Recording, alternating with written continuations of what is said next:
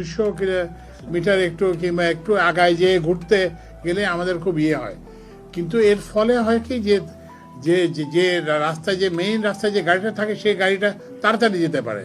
কারণ আপনি যদি প্রত্যেকটা মোড়ে আগে যখন গাড়ি কম ছিল তখন তো প্রত্যেকের বাড়ির সামনে দিয়ে একটা করে থাকতো, মানে বের হওয়ার রাস্তা থাকতো।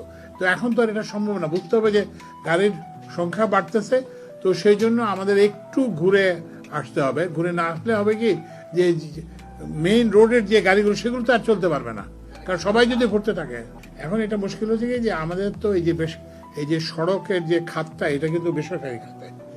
এখানে বিআরটিসির একটা সামান্য ভূমিকা আছে, কিন্তু বাই অ্যান্ড লার্জ এটা হচ্ছে বেসরকারি খাতে। তো এখন বেসরকারি খাতকে আমরা উদ্বুদ্ধ করার জন্য দুটা জিনিস করতেছি। একটা জিনিস যে আমরা ডাম্পিং স্টার্ট করছি, এবং ডাম্পিংয়ের বাড়বে, মানে যেগুলো মানে অনেক বেশি দিনের পুরনো এবং যেগুলো ফিটনেসবিহীন সেগুলোকে আমরা ডাম্পিংয়ে দিয়ে করবো, এটা একটা জিনিস করতেছি। আরেকটা জিনিস আমি ওই যে এটা এখন হচ্ছে যে এই যে বর্তমান গাড়িটা যদি চলে যায় তখন একটা নতুন গাড়ি আনতে তো একটা আর্থিক সংস্থা লাগবে। তো এই জন্য আমরা ওই যে আর্থিক প্রতিষ্ঠানগুলোর সঙ্গে আমি বসে আমরা করব যে বসে করব যাতে তারা সহজ শর্তে, কারণ এখন একটু সুদের হারটা অনেক বেশি, তো ওই জন্য তাদের যাতে সহজ শর্তে যাতে ঋণ পেতে পারে সেটা একটা ব্যবস্থা করতেছি।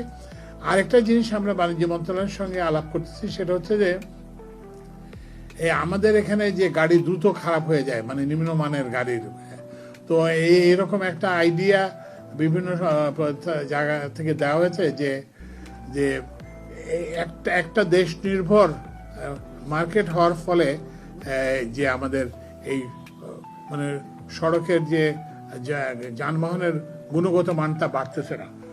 তো এই জন্য আমাদের কিছু ইম্পোর্ট নীতিতে কিছু সংস্কার করা দরকার। তো এই জন্য আমরা ওই যে বাণিজ্য উপদেষ্টা শেখ বশিরউদ্দিন সাহেবের ওনার সঙ্গে আমার কথা হয়েছে। তো ওই জন্য আমরা এইভাবে যেটা বললাম যে নতুন গাড়ি এবং ওই যে ফিটনেস যুক্ত গাড়ি আরো অ্যাড করার জন্য আমরা সচেষ্ট।